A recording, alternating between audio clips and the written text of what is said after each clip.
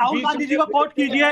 महाराष्ट्र चुनाव में फरवरी में बोलते 1 करोड़ मतदाता बढ़ गए महाराष्ट्र में, 3 फरवरी को बोलते 70 लाख मतदाता बढ़ गए, 7 फरवरी को बोलते 39 लाख मतदाता बोल गए। ऐसे आदमी कौन गंभीरता से लेकर राहुल गांधी जी को, बताइए आप मुझे। तो ऐसी झूठी अजूल जलूल बातें करने का कोई फायदा नहीं है। आप सवाल उठाइए, पहले प्रक्रिया पूरी होने दीजिए। 99% लोगों के पूरे हो चुके हैं। देखिए ये शक उठाने की प्रवृत्ति है या ये षड्यंत्रकारी मनोवृत्ति है आपकी, ये राष्ट्रीय सुरक्षा के लिए गंभीर प्रश्न है। के शर्मा जी, आप समझ नहीं रहे हो। आप चाहते हो कि फिर इलेक्शन हो, जब कार्रवाई होती है तो आप हाय हल्ला मचते हो, सुप्रीम कोर्ट जाते हो, इधर रोड के ऊपर उतर कर आप बसें रोकते हो, रोड जाम करते हो, तो आपकी मोटो पर भी भरोसा नहीं है। तो आप सोच के आइए, आपको कहना क्या है। आपको तथ्य के आधार पर कोई जानकारी है नहीं और बातें आप उलूल जुलूल बातें करते हो। तथ्य पे बात बताइए मुझे, आप हमको साबित करेंगे। आप मुझे बताइए, आपने अभी गलत बात बोली ये भाई चुना। आप मुझे बताइए कब कानून बना था सीजीआई का, बताइए मुझे कानून बताइए। देश आजाद हुआ जब से, अरे चुनाव आयोग कौन तय करता था, कौन नॉमिनेट करता था, पीएमओ करता था। ये हमारी सरकार है, हमने आपको भी हक दिया, हमने हक दिया, ये हमने नीति बनाई, हमने कानून बनाया। ये आप कैसी बातें करते हो, झूठ बोलते हो टीवी के ऊपर बैठ के। आपके नेता भी झूठ बोलते हैं, तभी तो वो माफी मांगते हैं सुप्रीम कोर्ट में जाके। कब देश में आम चुनाव हुआ है? आपने देश की कौन सी उंगली ना उठाई हो, बताइए। मीडिया के ऊपर आपने उंगली उठाई, सेना के ऊपर आपने उंगली उठाई, विदेश मंत्रालय के ऊपर जब ऑपरेशन सिंदूर हुआ आपने विदेश मंत्रालय के ऊपर उंगली उठाई, आपने हिंडनबर्ग पे सेबी के ऊपर उंगली उठाई। आप मुझे बताओ ना, आप सर्जिकल स्ट्राइक बालाकोट हुआ, आपने एयरफोर्स के ऊपर उंगली उठाई। तो एक तो मुझे बता दीजिए, कोरोना के टाइम में आपने वैक्सीन के ऊपर उंगली उठाई।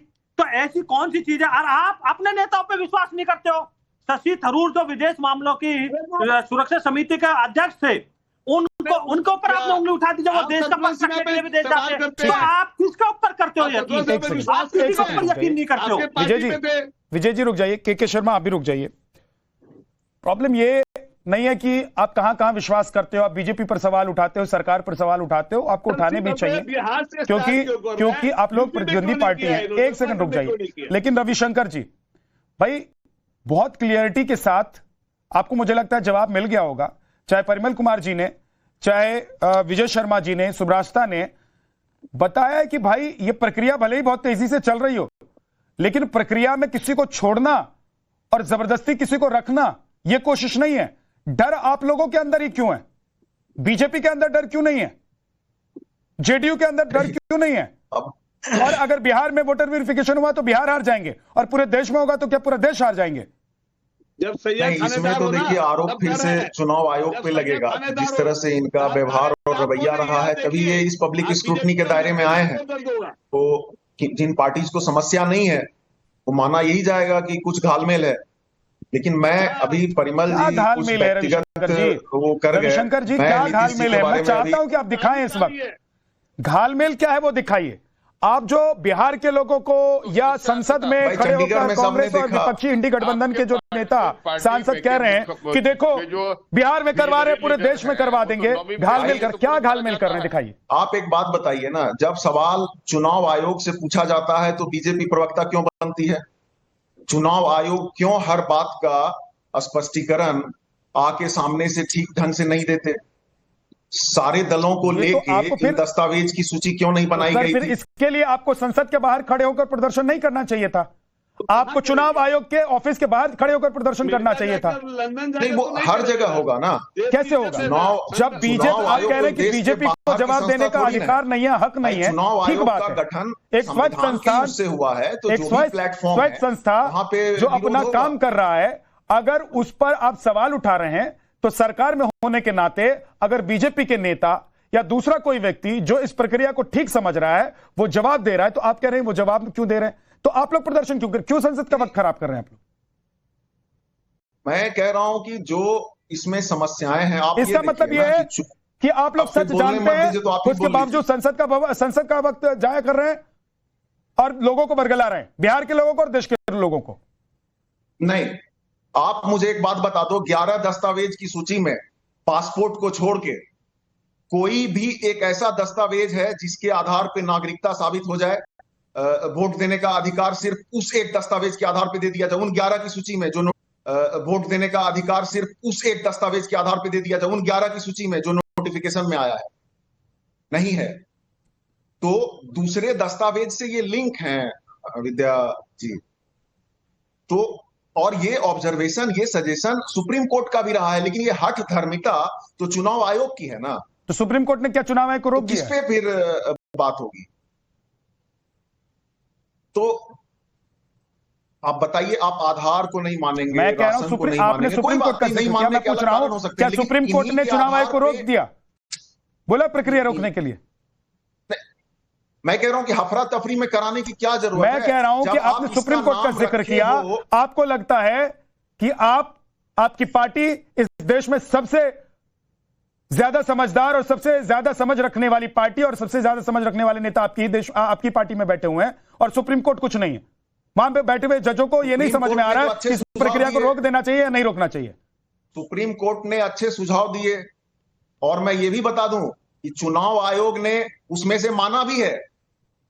जैसे कि जब वो ये कहते हैं कि हम आधार कलेक्ट तो कर रहे हैं, इसका मतलब गलत आप लोग हैं, हम दूसरे दस्तावेज भी ले रहे हैं। दिक्कत कहां पे है? देखिए, आप इस बात को थोड़ा समझने की कोशिश कीजिए कि वो कह रहे हैं कि स्थानीय जांच के आधार पे भी ये होगा, मतलब ईआरओ बाद में ड्राफ्ट इलेक्टोरल रोल आने के बाद जिनके दस्तावेज नहीं आए होंगे, ईआरओ को एक तरह का डिस्क्रिशन होगा। तो अब ईआरओ लेवल के अधिकारी नागरिकता तय करने जाएंगे या वोटर्स जो लेजिटिमेट वोटर हैं ये निर्धारित करने जाएंगे, तो ये एक अजीब सा स्थिति पैदा हो रहा है ना। ठीक है परिमल जी, आप जवाब देना चाहते हैं, बोलिए। जो है ये संघर्ष जो है ये संवैधानिकता का मामला है, ये नागरिकता का मामला है, चीजें लिंक्ड हैं। ठीक, ओके रविशंकर जी अब रुक जाइए। भारत में रविशंकर जी जो बोल रहे हैं, इनकी पार्टी एकमात्र पार्टी विश्व में, पूरे भारत में क्या विश्व में घोटाला में रिकॉर्ड बनाने वाली इनकी पार्टी है। और मैं आपको विद्यानाथ जी बतला दूं एक बात कि जो इलेक्शन कमीशन के समर्थन में और विपक्ष में जो पार्टियां खड़ी है, मैं आप बतला दूं, जिस पार्टी के डीएनए में डेमोक्रेसी है वह इलेक्शन कमीशन के काम का समर्थन करती है, और जिसके डीएनए में वंशवाद है वो उसका विरोध करती है। कांग्रेस जैसी पार्टी, वो सोनिया गांधी के पुत्र ही नेता बनेंगे। लालू जी को, हमारे नेता की जिद है बिहार की विकास करना, और इनके नेता लालू जी की जिद है कि हमारे बेटा को मुख्यमंत्री बना दो।